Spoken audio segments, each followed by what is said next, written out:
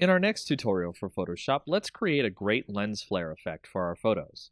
Of course, you could use the lens flare effect in Photoshop, but it usually comes out pretty cheaply made and poorly well done. We'll go make our own effect and have it look great and professional. So we'll take our image of a sunset in the back here and add a new layer to the scene. Then we'll take a brush and make sure the hardness is set to 0, the size to about 300, and then we'll change the color of our brush to white.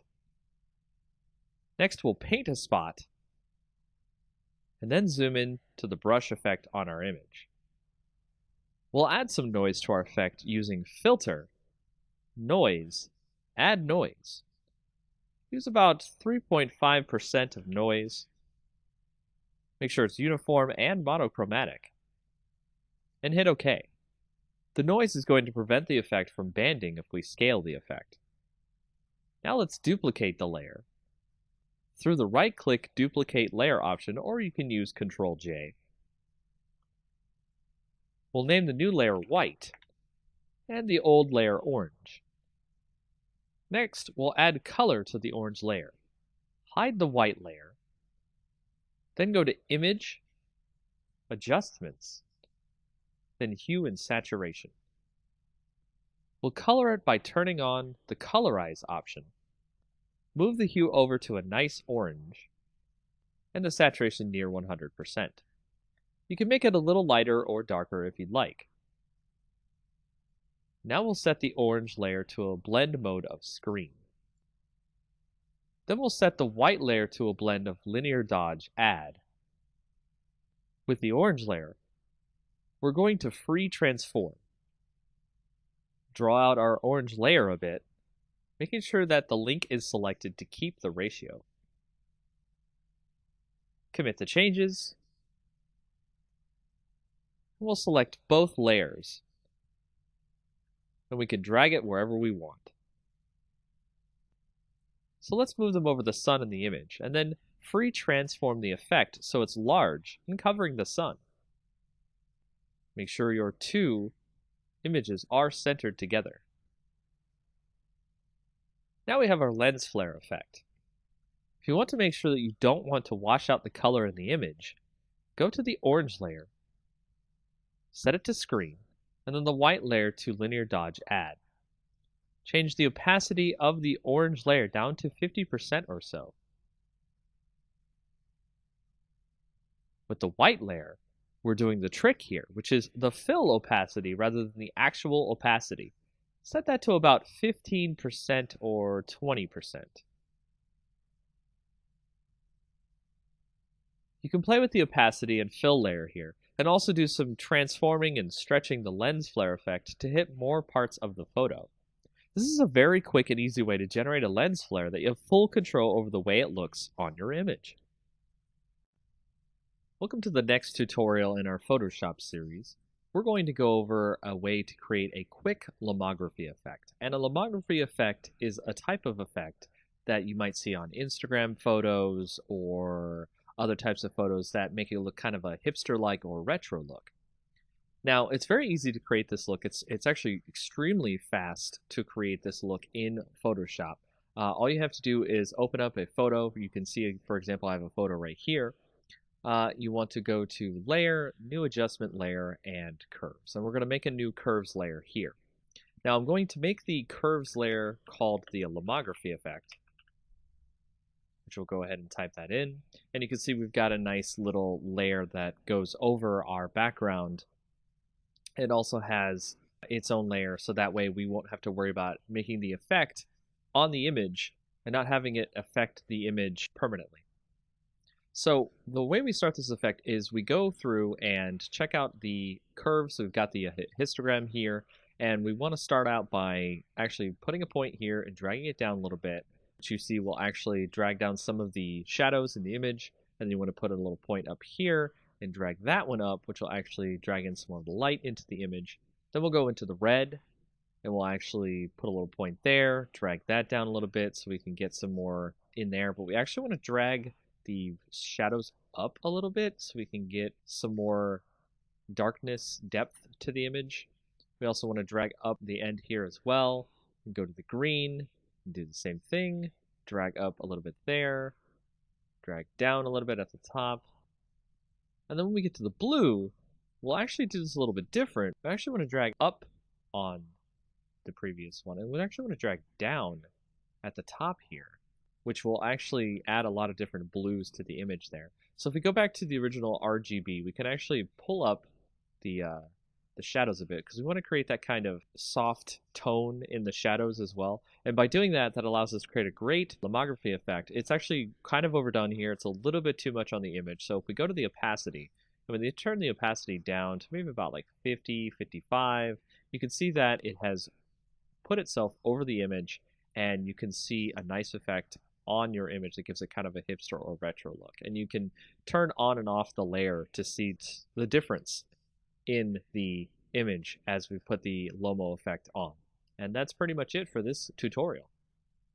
Welcome to our advanced GIMP tutorial, where we'll actually show you a way how to do digital black and white conversion. It's quite an easy effect to do. And we'll start by opening up an image that you might have seen before on a previous tutorial. We'll open that up and we'll show you how we'll be able to do the conversion here. Now, you can do a saturate effect in GIMP as well, but what I like to do is create a new layer. So we'll go over here and we'll go ahead and make a new layer. We'll make that transparent, that's fine. And from there, we'll also create a layer mask. So go ahead and add a layer mask to this layer. Make sure that it's set to white so it's full opacity. And you want to change this layer's mode to saturation. And by changing this layer's mode to saturation, you'll be able to change the opacity on the saturation on the layer. To get the saturation on the layer, you'll go over to the bucket tool and you will put in black on the actual layer itself. And this will create desaturation of the layer. And you'll be able to see the entire layer is in black and white. Now, you can set the opacity on this so the effect is not that dramatic. So you can have some color, you can have less color, all the way up to 100%. So you can change this as you will, instead of just using the saturation effect, which will be one time only. You can use this to great effect to choose the granular control over the black and white conversion effect. Now, what you can also do is with this and having the mask, you can go to the original layer itself, use the scissors tool, and you can pick out parts of the image you want to have in color itself. So if you see here, I have picked out some of the glasses to be in color, and the scissors tool is one of the best tools for this, as it tries to find the edges of the glasses on our background layer here. And of course, you could drag each point to make sure it tries to find all of the different parts of the glasses, and then we'll go ahead and click inside to select it. And if we do that and then go back to our layer mask for our saturation layer, we can go in there and we can select the brush tool, make sure it's set to black because we're going to be painting on the layer mask so we can make the color shine through. And you can just start painting in those glasses there and make those glasses show up in actual color compared to the rest of the image. And that's just a very quick way of how to do digital black and white conversion in GIMP. Welcome to the next in our tutorial series about GIMP. In this next tutorial, we'll go over a quick way how to do a coloring of a sketch that you might scan in or you have received on the internet. And it's really easy to start coloring in GIMP. To start, we'll go ahead and have our sketch open, as you can see right here. And we will go ahead and add a new layer above that sketch. So we'll go ahead and make that a transparent layer. And we will also make sure that that layer is set to multiply instead of normal. Because if it is set to normal, you'll just draw the color over the sketch beneath that layer. But with multiply, it actually adds the color over the layer, but in a way so that the previous layer on the bottom shows through. So if you see right here, we've set our color to something that's a little bit more skin toned. Make sure to do that as well. Hit OK. And then we will start coloring in over top our sketch. And you can see, just by coloring in here with the color that we picked, a nice skin tone color, we can start to get the sketch to look more like something that is 3D or an actual colored in sketch. Now this is part of the longer process here, is to color in all the parts you need. So I'm going to do just a really quick once over, so that way it doesn't take too long and you can see the effects, but also we're not too worried about it being too messy. So as you can see there, I've colored in her face on this sketch. What we can also do is switch a little bit to the burn tool. We'll switch to the dodge and burn tool, then we'll switch to burn down here at the bottom on the options, so that way we can put in some shadows in the image where we think where the shadows are. And we can make sure to change your size of your brush. You can use that using the bracket keys on your keyboard. Left bracket, right bracket changes the size of your brush. And we'll brush in some shadows here on the image, right where the shadows seem to be. If you have a sketch that has the shadows on it, it makes it easier for you to burn in some shadows. And every time you click and burn in the shadows, it will stack on top of each other, so it will make the shadows darker and darker as you continue burning. Now you can see that there are lines here that we can easily tell between the color and the shadows. So from there, we can do a little bit of smudging, and smudging allows us to mix the colors together, so that way they are not just lines on the picture. So we'll actually turn down the rate here of the smudging, so that way it's not too obvious, and we'll start doing a little bit of smudging on the image here. You can make the lines turn into actual colors instead of very apparent as lines. And that is a very quick and easy way to get started with coloring in GIMP. Welcome to the next in our tutorials about GIMP. In this advanced tutorial, we'll show you how to do some tone mapping on the images that you might need to get some extra color or some extra different shadows and cool things that you would like to get on your photos. Starting out, what we'll do is take a picture right here. I've got a picture of a good night scene. We'll go ahead and start. We'll create a duplicate layer of the night scene. And what we need to do is create a special enhancement filter called Advanced Tone Mapping. Now, this doesn't normally come with GIMP, so I recommend that you go find a plugin for Advanced Tone Mapping. It's very easy to find on the internet. GIMP itself has a repository of plugins that you're able to find Advanced Tone Mapping. And once you get that and install it into your GIMP plugin folder, you're going to go into GIMP and use Enhance Advanced Tone Mapping under the filters. Then that will show you a pop-up dialog window that you'll want to switch the copies of the merge layer. You want to make it about 5. Press OK. It'll create a bunch of different colors and make the whole thing look really good. From there, you want to right-click on the layer and click Merge Down, and just merge down until you get one picture, one layer. Next, you'll want to go up to the colors and do levels.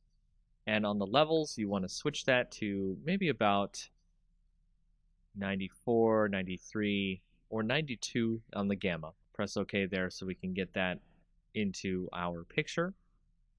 The next thing you want to do is create another duplicate layer. And then on that layer, you want to click Colors, Desaturate. And from there, you want to actually have it at lightness. You can do luminosity, you can do average. You can see that it changes the different shades of gray. Well, let's choose lightness, click OK. And then you want to go back over to Colors, click Invert, and you'll see all the different colors inverted here. Then you want to go to Filters, Blur, Gaussian Blur. And you want to set that blur to about, I think I want to do 20. 20 here seems fine. So now to blur the whole image, what we're going to do with this blurred image is we're going to switch the mode on the top layer here to overlay. And now you'll see it has overlaid onto our image down below. And you want to tweak this by using the opacity bar over here on the right. So we're going to set that to about 48, and then we will merge the layers down. And now you can see we have our new image that shows the different tone maps of color that are in our night sky image. And that's how you get some tone maps in your GIMP program. Welcome to the next in our advanced tutorial series in GIMP. In this tutorial, we'll show you how to remove noise from photos where pictures have been taken that have a lot of noise in them. And here you'll see we have started with a picture that has a bunch of noise in it, and we're going to remove the noise, and we can do this in many different ways, including going to the filter option, blur. We can do a regular blur, or we can do a Gaussian blur. And a lot of people like to use these blurs to get rid of the noise in the image. However, there is a better tool to get rid of the noise in images. It is an extra GIMP plugin that you can go find. Once you download that and put it into your GIMP program, you'll see it under your Enhance Filter options, and it's called Wavelet Denoise. And Wavelet Denoise will allow you to bring up this dialog box that produces a better algorithm to remove the noise from your images. And when you go into it, you can see a preview of the image and the noise that will get reduced. So you can move around and find where most of the noise is coming from. And then you can go down to the thresholds and you can turn up the amount of noise being removed from the image. And you can decide whether or not you want to have more or less detail left in the image. And you can also change how much detail can be conserved when you start applying the denoise filter to the image. And then you hit OK, and you can see that it has reduced a lot of the noise in the image, and you can tweak this as you like. And there are many other different ways you can do this, but this is probably one of the best ways to remove noise from an image to make it look a little bit better to your clients or to any projects you might have in the future. And that is a quick way of how to remove extra kinds of film grain or noise in your images in GIMP. Welcome to the next tutorial in our Advanced GIMP tutorial series. This tutorial will show you about how to use luminosity masks to help you with your photos, so that way you can reduce some of the saturation in the colors of your photos, or just in general have better control over what you see inside of your photos. To start off, we have an image open here, which we're going to use luminosity masks to remove some of the saturation in the photo so we can see more of the mountain behind. So if you go over to the left, you can see we are normally on our layers section here, and we want to create a copy of our original layer, so duplicate layer. And then we want to go over to channels, and you can see what we're going to do here is select our red channel from the rest of our channels here. We want to select all on our image. I'm going to drag the red channel down to the copy down here, and then we will start by creating this one as the L for light, because we're going to save the highlights of the image and we're going to save the shadows of the image. We'll start this by right-clicking on the light part of the image, and we will subtract from selection. Make sure your entire image is still selected. That will select the darker parts of the image. And we will go to select, save to channel. That'll actually save the shadows of the image. So we'll save that as D for dark. And then if you right click on our layer again, our light channel here, click subtract from selection one more time, it gets even further darker, and we'll save that as DD. And then we'll go back to our lights again, subtract from selection one more time, and we'll save that as DDD. So that way you can see all the different shadows have been saved now out of our image, and we'll now go and save the lighter parts of our image instead of our darker parts. So select none, then go to our darker parts of our image, select all, and when you do this, you will get the lighter parts of the image instead of the darker parts, and you will do the same thing as you did before, which is you will click Save to Channel, and then I'll save this as LL, go back to the dark parts, subtract from selection, and we'll do it again, select, Save to Channel, and then we'll save that as LLL.